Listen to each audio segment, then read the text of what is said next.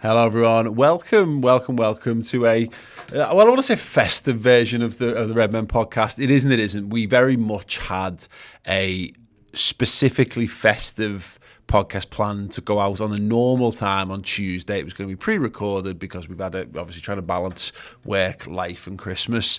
But we couldn't do that because obviously the Premier League's future has been up in the air for the last 5 days. The Premier League clubs met and the owners met at 1 o'clock on Monday to decide what was going to happen in the face of rising COVID cases and a slew of fixture postponements that we've seen over the last week or so. We're going to be discussing what's come about from all that. We're going to be taking some Christmas-themed kick-off questions, and we're going to have a little look ahead to Leicester in the League Cup now that we know a little bit more about how that might impact Jurgen Klopp's team selections. I'm Paul Machin. Steve Hoare joins me for this one. Very slapdash. We're working burning the midnight oil. I mean, we're live, so you all know that it's 5:30. It's late for me. It's very much. It's tea time, and I'm not eating my dinner, and I'm hungry. But I'm here to discuss vaccinations and COVID. Yeah, it's brilliant. Merry Christmas, everyone. Ho, ho, ho. Like I say, I don't think we want to do something really festive for the podcast like we usually do. We just didn't know if the tone was going to be right because we didn't know we've recorded it and then football's cancelled or behind closed doors or it's not on or it is on. So I think that's why we made the decision to go later today and after this meeting and see what happened. Mm-hmm. And it turns out nothing happened. Yep. We roll on and we roll on. The story was they looked at all the situations that saw more than 50% of the games postponed at the weekend. We saw postponed fixtures in the midweek fixtures before that. We've seen Tottenham Hotspur now booted out of the Conference League because they couldn't fulfil their fixture against Rennes. And the Premier League's answer to this was, shut up, just get on with it. which I thought was great. And the problem we've got with all this, and we'll go through some of the details in a sec, but I mean, I get it. Like, the owners have lost so much money across the club. They're terrified of a world where if you set a precedent of we miss a round of games, then you're on a pathway to let's give football a break for a bit, or let's start cancelling, or that, and there's a lot of managers who are very wary, I think, of a world where we end up with another postponed period with no football happening. Yeah, it's partly that. It's also the fact that the games have to be played somewhere, and we don't know. We just don't know where the world's going to be in 2 weeks' time, we just do not know anything. So is it a case of you just crack on because you could have a 2 week break. And then in 2 weeks' time, the numbers haven't gone anywhere in the country. We don't know where we are, and then you're just opening football up again in the middle of it, and it's harder to do that. Yeah. It's harder to say everything's the exact same as it was 2 weeks ago when we jibbed it off. Here you go, lads. We'll leave it another 2. Because if you remember, when it was originally stopped in 2020. It's mad that we're almost 2 years up catching up to this. It was going to be postponed till the end of the month, and then we had this hope the footy would be back within weeks, and then it wasn't. Now I can't quite see that being the situation, and there's certainly some political manoeuvring just to try and encourage footballers to get vaccinated. But I wonder whether there's a bit of that to it, of course. But their solution to this is just play it under 21s or under 23s as it is these days. Which, as long as there's uniformity. Because that's been the problem this last week, is that there's been no clarity over how many cases certain clubs have actually got and who those players are, because it's a lot of tangled up in Premier League contracts say that the medical records are allowed to remain secret, effectively. That's part of players' contracts to the clubs. Yep. So the clubs actually, technically, if the players don't want that to be public knowledge, or the agents don't want that to be public knowledge, then the clubs aren't allowed to make that public knowledge. Now, Liverpool seem to be setting quite a high bar in terms of all of this stuff. It looks like they've sat everyone down and just gone, this is the reality of the world, no dicking about. If we want to achieve what we want to achieve, then this is how we're going to tackle things. But quite clearly that's not happening across the board. But the issue with this is, what we wanted to hear out of this, and we might yet hear this, is what's the bar? So what is the bar for a postponement? What they've said is if you can field a team that's got a goalie and 13 players, so if you've got a squad of 14, then you've got enough players to have a full team and 3 players on a bench who you can bring on. That's the bar. Yeah. I suppose I'm a big NFL fan, and listen, the NFL got a lot of stick, and rightly so, whether because it does some really don't know, dodgy thing, not dodgy, but like something questionable, ethical, moral things at times in terms of players and safety and stuff. But they have a thing called the COVID list, and a player drops out, they get put on that list, and everyone knows. That would make it a bit clearer. So, for example, games there's games that were meant to be played at the weekend in the NFL that are getting played tonight and some on Tuesday night, and it was just, they moved them along a bit because they were able to say, here's every single person on the COVID list who's got COVID, here's how long they're going to have to isolate for, that's why we can't play the game. Now, we don't know, like for example, Leicester had, we think, 6 COVID cases and then 5 injuries as well, so that counted as 11 players out, in which case they can't play a game. But that, we're guessing here. We are guessing. The problem is there's no trust in it. No. Because there's so much at stake with every kick of the ball. The clubs will do everything in their power, and we saw this. The self-interested owners, God knows, the West Ham, the dickheads who own West Ham, coming out and having their the null and void stuff, all the null and void stuff, when it was just clearly in the interest of keeping their clubs in a better position. All the relegation clubs, let's null and void it. And the problem is, again, it's like Sam Allardycean culture of using everything to your advantage. It's a big game. It's very Tory behaviour, to be perfectly honest. But it's like, there's like, well, as long as you're not breaking the rules, but if you're bending the rules, and to be honest, like Liverpool will have a degree of do that. We all do that. Like, it's the dark arts on the pitch, but there's the dark arts off the pitch. And the fear is because there's no trust amongst club to club that someone won't use this to their advantage. And because that doubt exists, and because there's not enough transparency over which players are in or out, that's just going to grow that. And it's why Liverpool were very clear that Jordan Henderson had a cold and did not have COVID because him being out with an illness at the same time. It's two things. It's them trying to set an example and go, look, we're telling you everything that's going on with our players, but equally, it's to stop anyone going. When he then comes back after a couple of days, people go, hang on a second, why was he? What have you lied, or have you retested within the 10 days, and then all this kind of stuff? It's a mess. It's a big mess, and I don't think they've solved this. They haven't solved this problem at all. They've just basically gone, hey, let's suck it and see. Yeah, and they've said they'll review it in 2 weeks' time, and they'll see where we are and see where the country is again. It's one of those, Pauls, that like, I think are we just happy to let COVID spread then? We're happy for everyone to get COVID as long as 14 of them don't.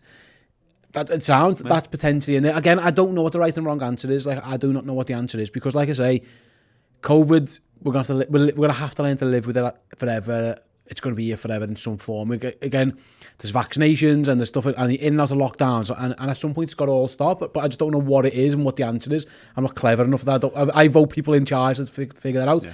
They haven't got a clue either. So it's like, I don't know what the right answer was. I think the more important thing for the break, and I would have been for the break on that game of the 28th, 29th, 30th, and it seems like Liverpool were pushing for this as one of the clubs. Ultimately, they couldn't get an agreement. It's not really all to do with the stopping of spreading COVID, which, by the way, is a big part of it. It's also the guys who haven't got COVID are going to have to play Leicester in the League Cup on the 22nd, then play on Boxing Day on the 26th, and then 28th. And usually you'd say, use your big squad and rotate and give 5, 6, 7 of these lads a rest in each of them. Now Liverpool can't do that. Well, yeah, let me give you the best example. I've just done the starting 11 prediction, and we had a chat about it on the build-up show for Leicester. Is Liverpool's midfield 3 that started against Spurs was Tyler Morton, James Milner, and it was Naby Keita. Now, in any other world, that's the midfield 3 that starts against Leicester, but they've just started the senior game instead. And what you're looking at then is, okay, so you've got Oxlade-Chamberlain to throw into the mix, and then senior options. We've seen Taki play in midfield. Sorry, I'm just looking over at our board, so I can just ignore my eye line on this one. And then you're getting into realms of, do you have to change? You're probably having to change formation, or you're trying someone completely out of position, or you're putting another random kid in there. And you're right, look at what's available to Liverpool. So there's a chance that Fabinho might be back by Boxing Day. So because of that, depending when he first registered as positive, I think technically the 10 days comes to Sunday the 26th, I think. Now, even if that's the case, that's his isolation ending. He can't play Boxing Day. Exactly. He's been training on Zoom or in his garden or something for 10 days leading up to that. So he's not physically ready for that game, but you might have to take the risk. So you might have to drop Fabinho in. Well, what you're doing is you've got an increased risk of injury. We've seen Brendan Rodgers talking about this. We've seen Steven Gerrard talking about this as well. And that's where the complaints are coming from. Jurgen Klopp saying, I've not got enough players to do with this in this situation. And that's this. Bear in mind, Liverpool had a full squad a week ago. Like we'd had everyone back from injury. Curtis Jones finally back from injury. Harvey Elliott's on the mend. We actually had the biggest squad to choose from than we've had. And then all of a sudden, there's four players have just been taken out, and that's not accounting for the fact that, let's be honest, given the way it's going, I would be shocked if there wasn't another case or two that presents itself in the next week. And then, as you say, what you're left with, who you're rotating in. And if they want the integrity of the competition, I think they're doing it because there's two variations on integrity. Integrity is, give it a week and let everyone get the things back. But then again, what happens when clubs then lose? We lose 3 attackers to this in 2 weeks' time. When everyone comes back, you're left with the same situation. Or just go press on. But it's always going to preference. It's going to favour bigger clubs because we're going to have deeper squads and better quality of under 23 players. It's a mess. It's just a mess. Yeah, we just don't know. Again, I don't know what the right answer is. I don't know. And I think the main worries you've got looking ahead. If you stop playing, it's when you come back, because we could. Life goes on. The players, and again, they're not going to lock themselves in the house. Maybe that's the answer. Maybe they just turn themselves back into bubble robots. But that's hard to do again. And life, if they've got kids who go to school, and come back to the house, and we don't know how these positive cases come. It's just it's out of control in the country. The trick's going to have to be, unfortunately, because I look, in wider society, I can understand that there's trepidation over vaccinations and stuff. People we're all anxious about a variety of things. It's if I had to do it by double, if I had to be vaccinated at a great height, that'd certainly put me off doing it. I mean, it's not the case, but it is. But there are certain places and professions in this regard, and you see in the conversation already turning towards this. Lots of stories over the weekend. Jurgen Klopp talking about like profiling players who are double vaccinated in terms of who you wouldn't sign. Gerrard mentioned it as well, and Klopp talked about them basically being a danger to the rest of the squad if you're getting someone who's not, because they end up having to have their own training regimes. They have to travel on separate coaches. They're going to have to do all this and that if we're in the middle of another spike. That it's hopefully there's a degree of it which is just go and get it sorted. And I get there's a lot of fear. There's a great article by Cy Hughes on the Athletic on this, by the way, where he talks to an unnamed EFL chairman, I think it was, who said, he explained some of the difficulties in this. Is there's people in their 20s who are just basically being fed loads of really questionable information online, and then being a bit panicky about the impacts and all, which of course if you were told loads of negative things, you wouldn't actually feel negative things about it. It's like, but I'll be honest, if I only went off my mum's and my auntie's Facebook walls, I would be terrified to let my children leave the house, because apparently there's paedophiles and predators on every street corner. But that it's all about how much of that information is presented to you and how susceptible you are to it. Yeah. But I think they're gonna just present a situation where they go, is the reality, lads, and that's where we're all at, really. We might not like it for whatever reason, but they're just going to lead themselves to a path of saying, "Soz, this is the world, this is this, and this is what they're presenting as the solution to it." The flip side is, mate, Liverpool, everyone's vaccinated, and but clearly Liverpool have had that conversation. Is the point? Liverpool have been mature enough to have the conversation amongst the camp and say, "This is the science. This is the solution." This is what we're choosing to. We're going to choose to buy into, and of course, it hasn't stopped Liverpool having cases. But what's been encouraging so far from the reports is the Van Dijk, Thiago, Jones, and Fabinho are all asymptomatic. So when they come back, they should be able to walk straight in without any. The only one who had symptoms was Henderson, who tested negative. It has nothing to do with. And I think Jürgen referenced. He said it was again. I'm not getting into the weeds of vaccines, pros and cons. He said they didn't have the boosters in time, which maybe didn't help them in this regard. And I think that's happened to a lot of the country. People, again, there's people who are anti-vaccines and that UBU, whatever. People who are pro-vaccines. A lot of it are cases like, if you get there wasn't time for the booster before it happened. So there's people who've had all 3 jabs and still got COVID. So it doesn't stop anything. The problem is, it's nothing. There's no 100% solution to anything. But where in football in particular, where we're faced with now, whether we like it or not, whether we feel it's been a situation that's been manipulated by duplicitous sources, pernicious forces from outside, or whether it's just something that's happened by accident or whatever. The reality is now what the reality is, and they're going to need to do something that reduces the risk, because your point is going nowhere, and football is going to continually face this problem because every week 50,000 of us get into a stadium together to watch this as well. So it's never going to be, you're never going to be able to cut it out completely. But what they're going to try and do is try and minimize the impact of it, and the only way for them to do that is to have as close to 100% vaccination rate as possible. And again, that's why I'm quite pleased with how Liverpool have handled it and how maturely they've handled it, because hopefully what it means is that the impact will be lower. And we've seen reports already, the vaccination rate is higher in other leagues around Europe, and it's having a far lesser impact. They're not postponing games at the rate that they're postponing them in England. Now that could be because we're all money grabbing, cheating, corner cutting, blitz, trying to gain advantage in games, or it could be that, I suppose the flip, and need to be vaccinated. Other countries, again, it's different rates of COVID, so they maybe haven't hit the wave that we've hit, and maybe we're ahead. Like, there's so much around it that we just, like, it's so uncertain, and there's so much about it. Like, at some point, it's almost like they've gone, right, we're just carrying on until we can't, and if it means that we have to postpone 4 games a week, but the other 6 can get played, then we are where we are, and we'll deal with this mess when we're hopefully out of the, this madness that we're in now, where it's just gone out of control. And listen, the other elephant in the room is that there's government decisions to be made soon as well, like, which might impact things like behind closed doors and all that. I don't think they ever would, but they could just knock it all down again. They could again. And last time, remember, it was the Premier League who called it off before the government did. But like, we're beholden to that as well. Yeah. There's just talk of a circuit breaker after Christmas and 2 weeks where you can't go to the pub after 5 o'clock and all this. I don't know what it is. We are beholden to it. I think if you're talking about player safety, then they haven't made the interest of player safety out of it. They haven't made that decision 100%, because the 100% decision would be less games.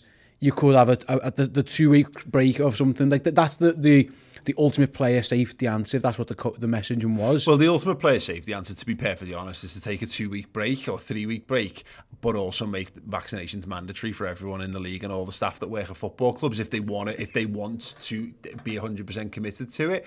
But they're never ever going to do that, are they? No. Well, they might have to at some point. But the interesting tweet here from Melissa Reddy saying 77% of Premier League players have been double jabbed, 84% have had 1 jab.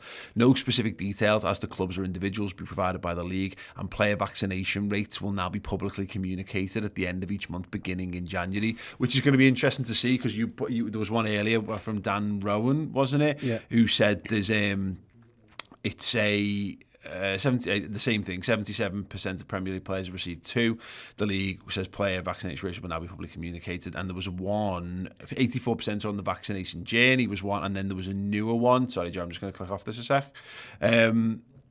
Where I need to find, I haven't put that up on the screen yet, where 19% of players, Premier League revealed 19% of players in October had not had any jab. Now it's 16%, which you worked out the math means. It depends. Like, it's not a lot, is it? Because if on average, if you've got 20 teams with a 25-man squad, I mean, it's not, 3% of that isn't a lot, is it? So it's basically 20 times 25. It's not a huge. It's double amount. Figures, but not by tons in terms of the. No, so 25 is 500. 3% of 500 is like 15 people. Yeah. So who knows? Like, we don't know. Like, again, that depends on squad size and everything. And if they're counting 23s. Look, I'm on all this, and it's worth highlighting. I'm not an expert, of course. I'm not. But my point on all this boils down to, if we're being told that vaccination's the answer, then make vaccination the priority, and that's what. And if this just encourages, we've had this happen in other countries where they've made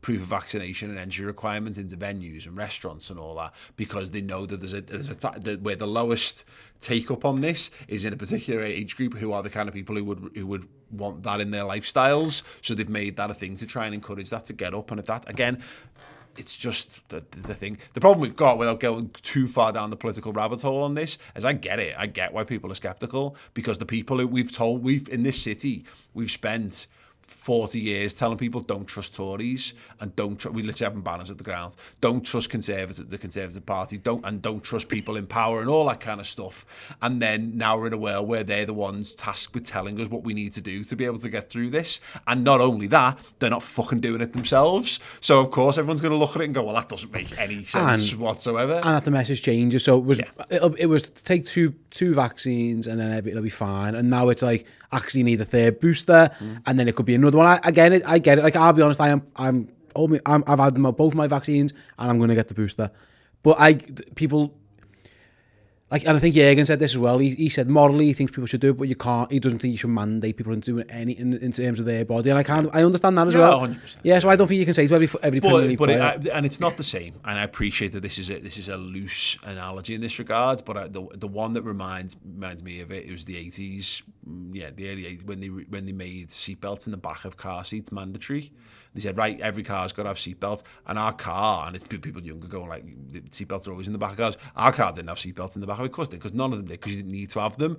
And we had to take our car to the garage and go and get the seatbelt fitted. So I was allowed to drive. You couldn't take your kids in the car without the seatbelt in the back. And that was your choice. It was like, well, if you want to continue to use your car with kids, then you've got to have your seatbelt. All passengers in the back of you've got to have seatbelts. And there would have been a point prior to that when seatbelts at all came in.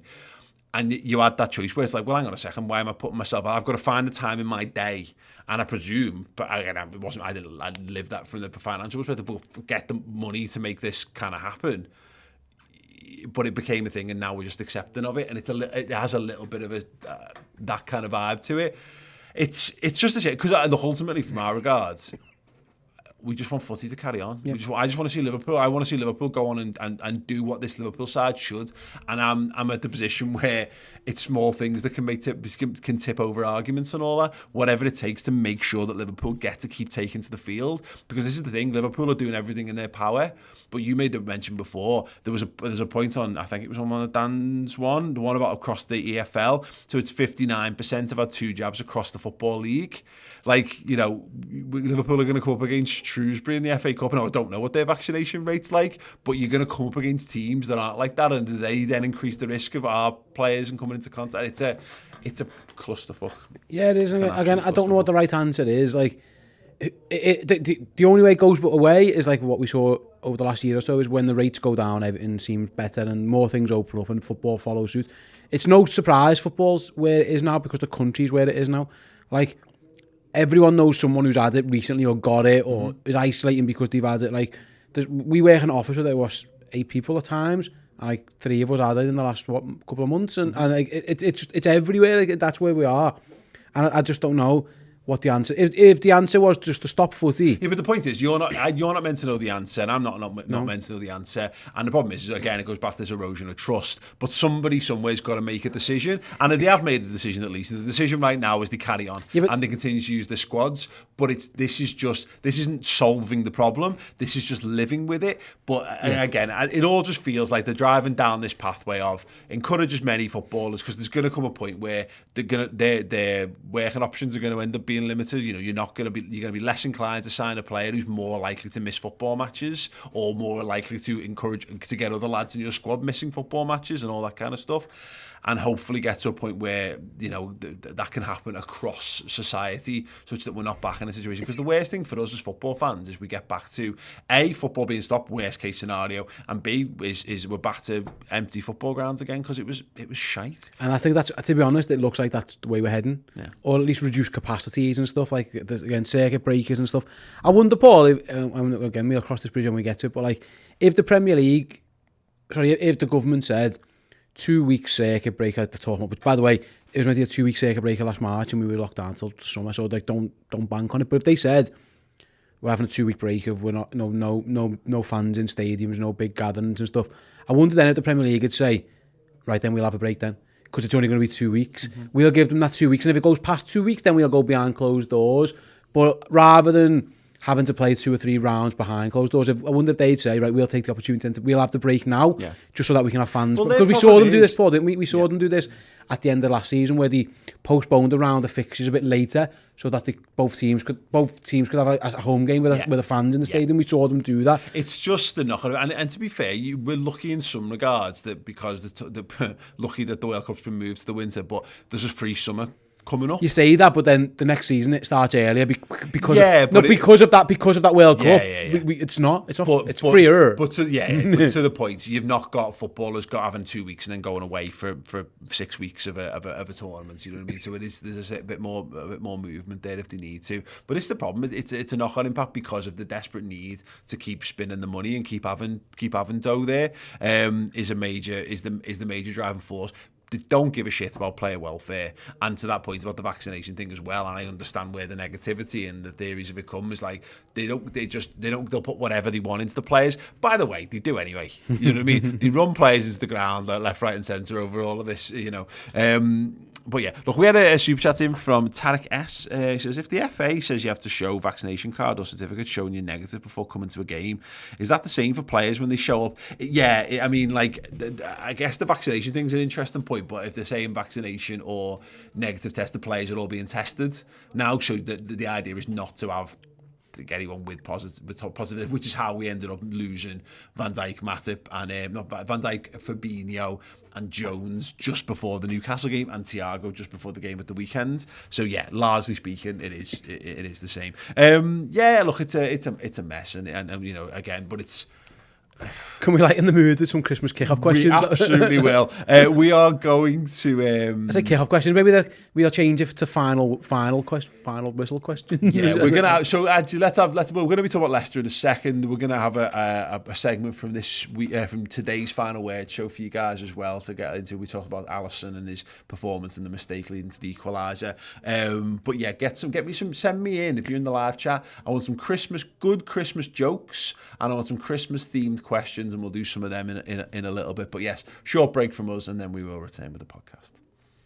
The other player, obviously we haven't talked about Robertson, the other guy who could quite comfortably have walked away with man of the match is Alisson Becker. And he's the save from Dele Alli. It gets better when you see there's the angle from behind Ali and you see the fingertip. It's going in the bottom corner, because I think for all into, I guess probably in the ground as well, it just looks like he's missed it initially. Yeah, no, I was right behind it. I saw the save. Yeah, nice. It's phenomenal. There's the one-on-one with Son when he goes through. He's so good. He's and the amount of times rushing out and just shutting the danger down. It's another brilliant Alisson Becker performance. Until he just runs out and completely misses the ball and costs us 2 points effectively for him. Yeah, I felt for him at the end, because I don't know if this came through in the TV, but he sort of like came over and put the hand up to the crowd, and all the crowd just got right behind him singing the Alisson chant as well, because that guy has nothing to apologise about for his performance yesterday. Yes. He is the best keeper in the world one-on-one. Weirdly, in a way, where the player has to take it straight away. I think this is the thing with strikers, when they have to take a one-on-one straight away, they're always sort of more likely to score because there's less time to think about it. I think that's actually statistically true as well. Mm-hmm. But when you're in a one-on-one situation and he's time to get himself set, I feel like 9 times out of 10 he finds a way of keeping it out of the net. Yeah. And even the Ali squaring the ball across the Kane one, it's just phenomenal, just to stay on your feet, to stay composed, and then to get up and make the save. I mean, what a goalkeeper he is. And I feel like when you're ranking goalkeepers and you're looking at them, you've got your average Premier League keepers who, probably save most of the things they should save, but not an awful lot else. You've got sort of ones the rung below that who are maybe making a few more mistakes from saves they should make. And then you've got like 1 or 2 or 3 goalkeepers in the world who make these phenomenal saves that they've absolutely no right to get to. Yeah. And that Dele Alli one falls into that category. It's amazing. I think you find this with goalkeepers is, and to be fair, we've had a couple of games this season, it's the nature of how we play. Alisson's had more to do this season, and he's had more. I've chanted Alisson's name more this season than I have done in, obviously certainly last season, because I literally wasn't there.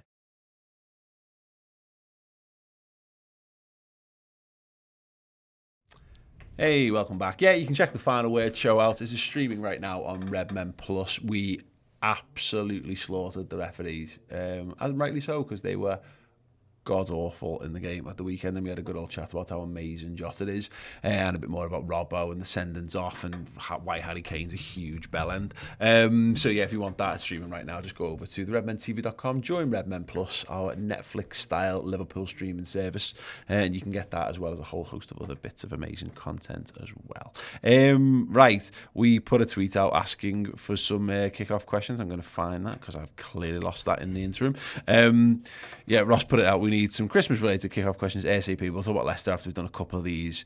Irish Leaving Ireland asks, you've got Sadio in Secret Santa. When are you getting him? Ooh. His goal-scoring boots. Yeah. Just like an illuminated sign to hang off the crossbar that says, "Goal here, goal here."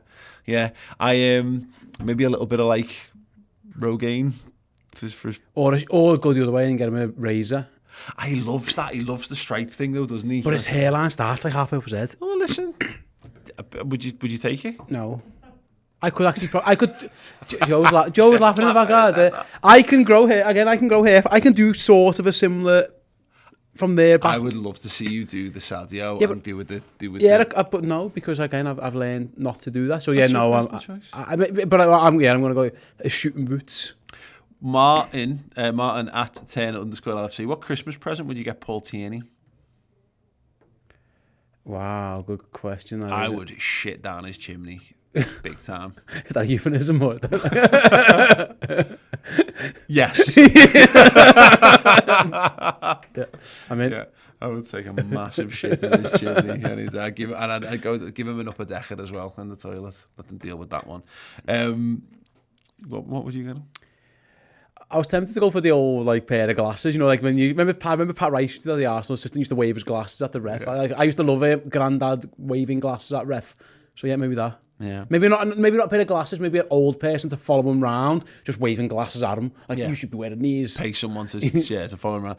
Jeffrey Stocker, which of the Home Alone traps do the ref team from yesterday's game deserve to walk into the most? The nail in the foot. Nail in the foot was exactly the one that I was thinking. There's a great video on YouTube by Corridor Crew where they make Home Alone R-rated. So they basically do the nail thing, but it like goes through his foot and then pulls away and slices his foot in half. Like, I mean, I've never watched that movie and not cringed at that part with the nail on the foot. Or to be honest, paint can in the face would be fun. Yeah, brick to the head.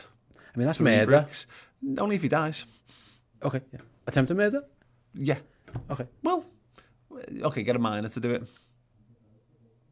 Okay. Like, as in a kid or like a minor, like who's down there, like just a fellow with a pickaxe. Yeah, get a coal miner to do it. That's the solution to the problem, right? I mean, absolutely. There you go.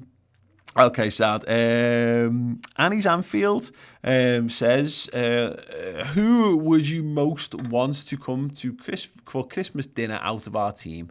And she says manager included, which gives you my answer straight away. But is anyone in that? You'd like Jürgen for Christmas, would you? Yeah, absolutely. Okay. Because I've been quite fortunate to I've had a bevy with him and that, but not more than a passing, few minutes of conversation. I wouldn't mind just sitting down and shooting the breeze with them and not having to think I've got this amount of time with them. What are the best questions I could ask him in this amount of time? I'd just like to see how conversation flows. Yeah, no, he's a very good. He's probably number one, obviously, in there.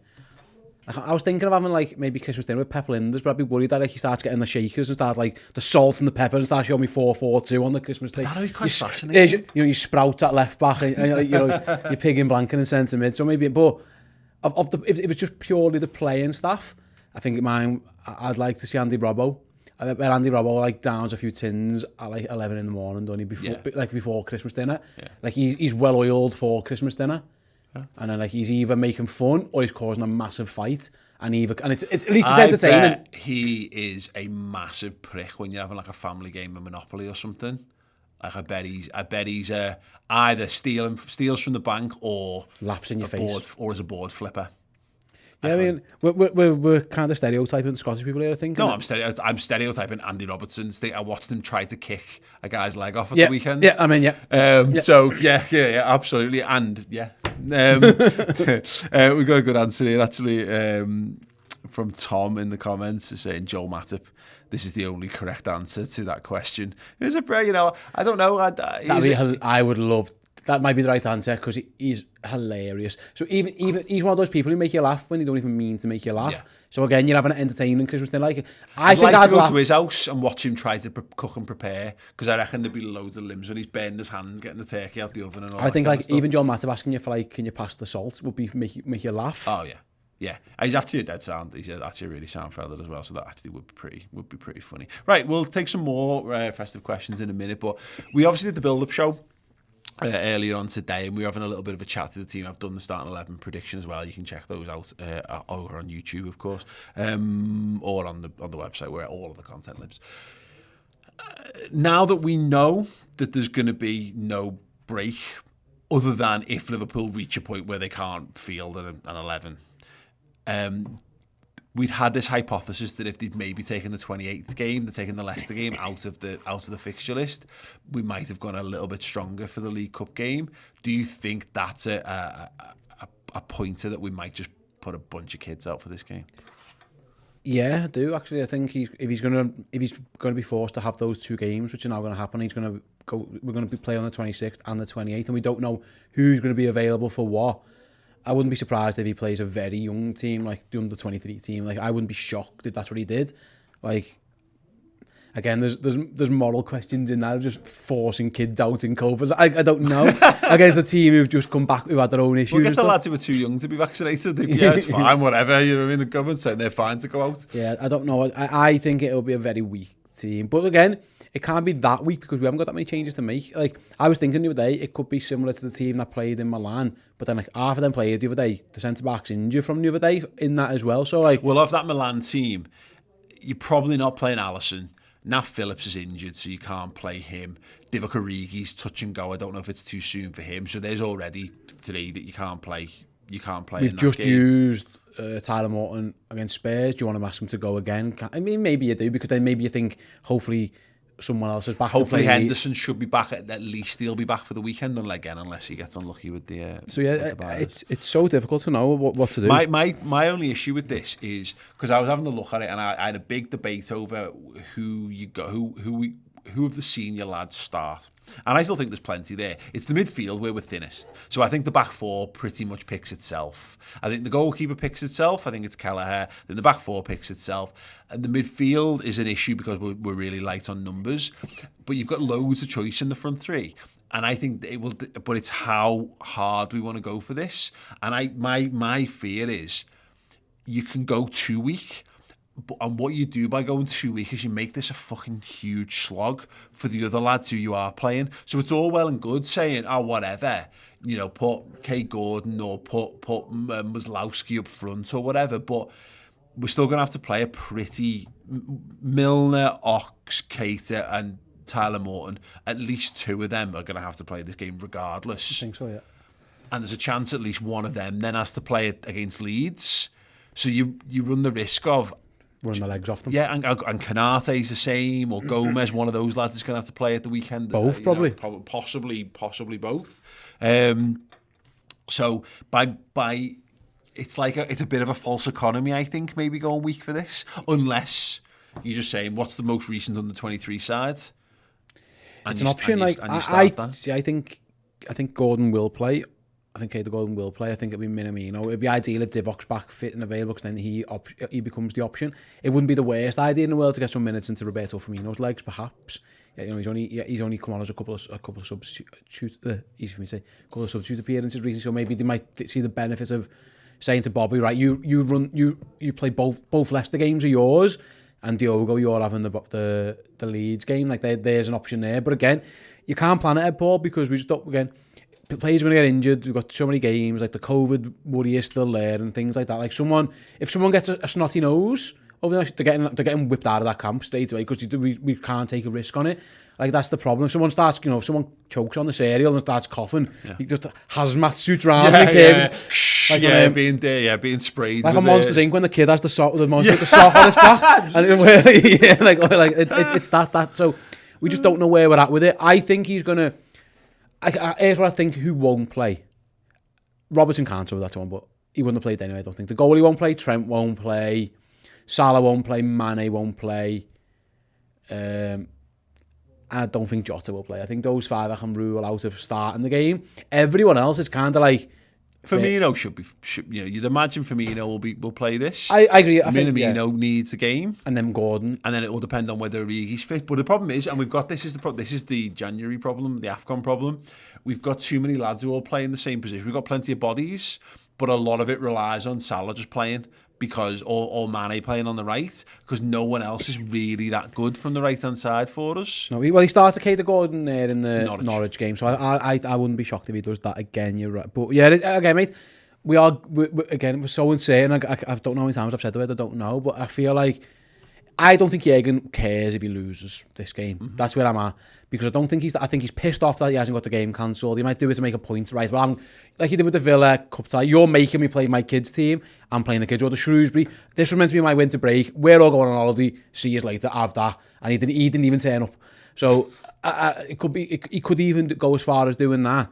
I think it's probably going to be somewhere in the middle. If he's going to take a stand, it has to be this game because he can't do it against Leeds and he can't do it against Leicester. Exactly. He's definitely not doing it against Chelsea. And he's not bothered if he loses because I think he hates the 2-leg semi-final, which as it stands is still happening. By the way, this is the thing that gets me. So Josh, we didn't mention this up top. The FA have agreed to get rid of replays in the 3rd and 4th round, which as far as traditional goes, that's actually a mad thing to potentially rob that of lower league teams who've got through and the chance of getting a big team back to their home ground or whatever.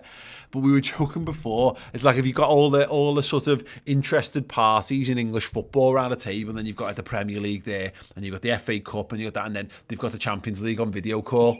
And the Champions League go, not really to do with us. See it in Feb. Yeah. See me in February. And then you've got like the Premier League go, okay, well, we'll have to consider like a circuit break and we'll have to consider behind all this. And the FA Cup, and everyone's looking at the FA Cup and going, all right, look, I'll tell you what we'll do. We'll make a massive concession here. No replays in the 3rd and 4th round. Okay. Anyone else? And everyone just turns and looks at the Carabao Cup. And the Carabao Cup is sat there just twitching on its awful energy drink, looking up the ceiling, and everyone's going, and you, mate, and they're all, rather than just address it directly, they're all being very passive aggressive. So they're going like, and he's going, and they're going, oh, you want to get that cough looked at? Have you had a lateral flow test? And like Carabao Cup, why have you still got 2-legged semi-finals? Stick him in the bin, you blurt. It should never have been that anyway. It makes no sense that because the whole competition, it's 90 minutes and penalties, 90 minutes and penalties, 90 minutes and penalties, 90 minutes and penalties. Here's the semi-final. You know what we're going to do? Different. Why? Don't know. Okay, sound. So it should never have been it anyway. You've got 3 handles on your cup. Just that's fine. You're different enough. We don't think you're the FA Cup. It's fine. It feels like it's trying to differentiate itself too much. The final's in the middle of the fucking season. It's got 3 handles on the cup. Fine. We know you're not. Yeah, we know you're not the FA Cup. You don't have to try and be too different about it. So yeah, I don't think Jurgen's that bothered about it, if truth be told. We don't know what Leicester are going to be like because they've had their COVID issues and who's still allowed out, who's not, where we're at with them, who's trained, who hasn't. It's very much a secret as well. So I think the more I talk about it, the more I think he's just going to absolutely spew it. Yeah. And not risk anyone because also it's another day, Paul, where they're in the training centre together and they're on the team bus together and then in the dressing room. And it sounds so harsh, but it's almost like saying to the young lads, don't give a fuck if you're a bubble yourselves. You're the under-23 bubble. We'll bring you into it and see where we're at. I don't know. My thing is, we just don't know what he really thinks about this competition because, we got to the final in his first season and we've never really gone for it since then. Well, we had a semi-final against Southampton and then we had the... That was Brendan Rodgers though, wasn't it? I thought it was Jurgen's ones. I do apologise. I think it was Jurgen. Oh, was that the one we got through? No, we got beat by Southampton in 2 legs, yeah. Oh, yeah. And then we had the one where we've had times where we've had to play the kids and stuff like that. So it's. But it's to that point. That's what I'm kind of driving at. Is he'll put there's no doubt he'll put a rotated side out, but we've seen already the rotated sides can be quite good. Can still be pretty good teams. He can beat Milan in the San Siro. Exactly. But it's whether we go it's just how rotated he goes and how it will show whether he gives a fuck. And I don't know whether, because I wouldn't shock me if Salah or Mane started this game. I would not be shocked at all. He's done it before. He started them in the San Siro and he started them against Porto and stuff. So we don't know. I think a lot of it will come down to the fact that he'll have to go backwards from the Leeds and Leicester games, hoping that no one else drops out in between them, which is a big hope, by the way, because of God knows. But who do I need to be playing both of those games? Who's going to be doing what for me? Right, anyone who's playing 2, I know you are out. You are having a break. You are having a rest now to charge for those. You lads who I might only need for 1, well, I'll take a few of yous in.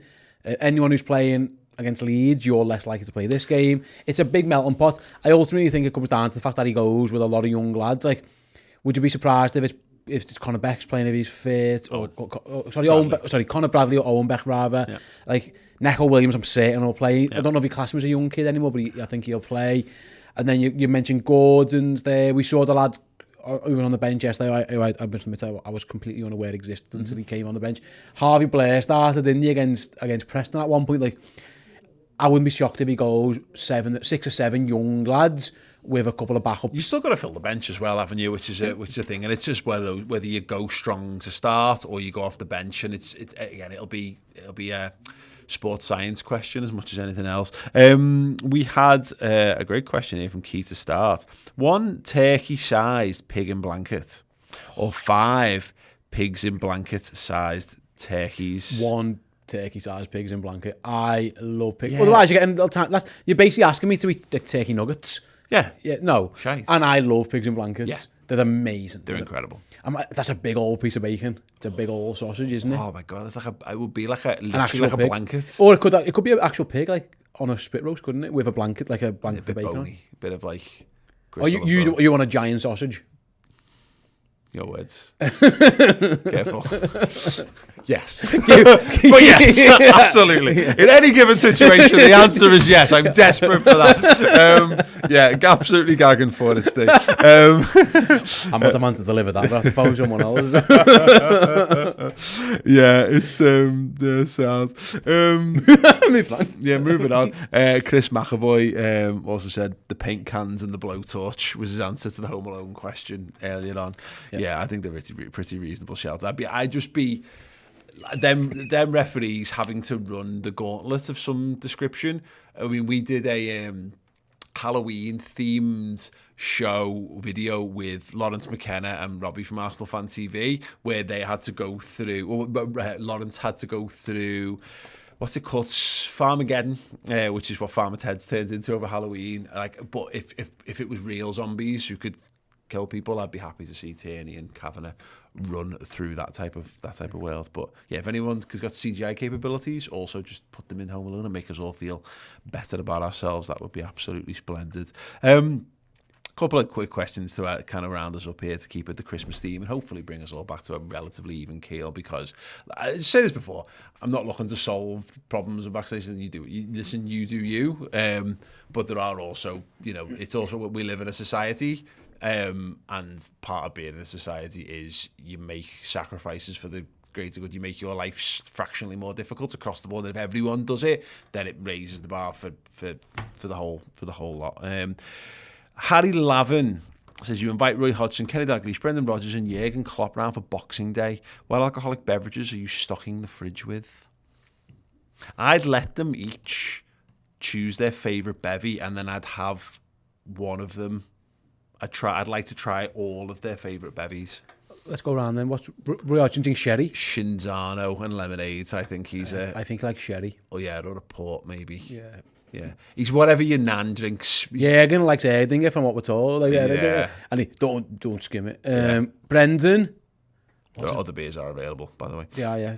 Jurgen Klopp doesn't sponsor them. Fucking skim it, by the way. Who the fuck wants a fucking giant fucking... Either skim it or put a fucking flake in it. Skim the fuck out of that, like, spoon it out and put more beer in the glass. Jesus Christ. I'm paying a $5 for the top of the top, lad. Brendan. Sorry, I worked in a proper shithole pub in Sheffield when I was in uni, and we the shithole pub you're available. Yeah, I haven't named it. It's nice pub now. It's called the Broadfield on Abbeydale Road. They do good pies apparently, but it was a fucking shithole druggy pub when I worked there. And they brought in starter ramen in oversized glasses where it was pint to the line, not pint to the top, and no one could wrap their head around why they weren't getting a full pint. And it's like so yeah. Don't just tip it into the pint glass for you. There you go. Fill your pint, Jesus Christ. So Brendan, what does Brendan drink?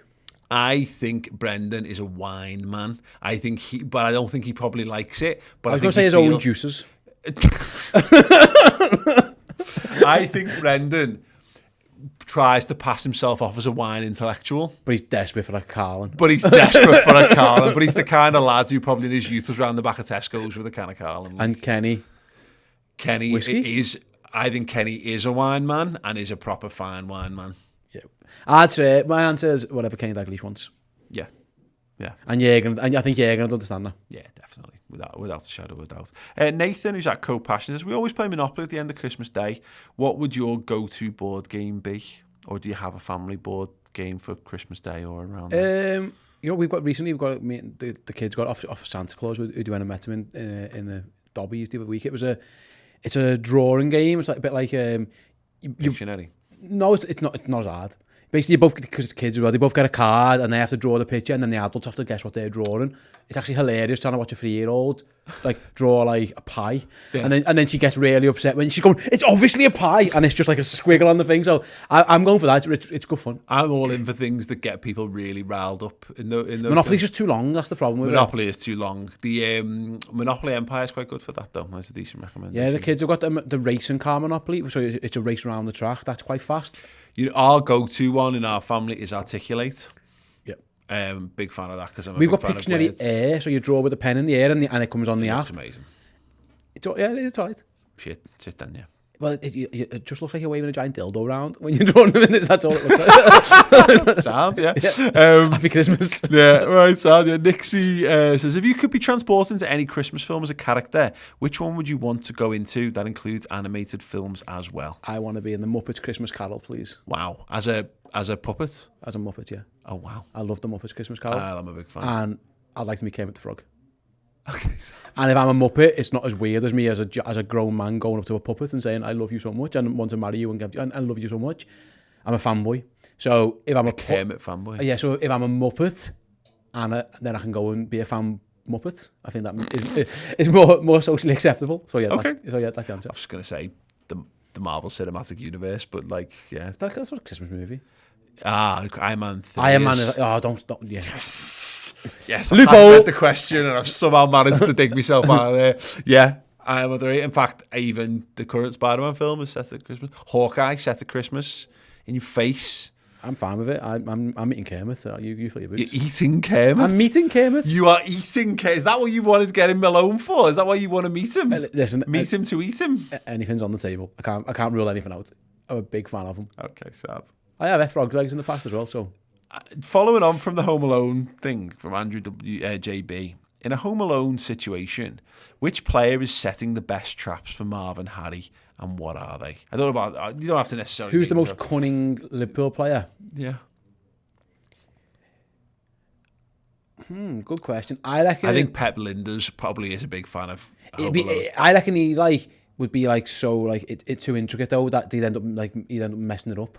There's too many things have to go right for Pep to get it right. Yeah. I think you want someone who's is cunning but isn't. Yeah, he's got to pull the door handle at a 25-degree angle, otherwise it doesn't ignite the thing, and then he just walks into the house instead. Yeah. So who?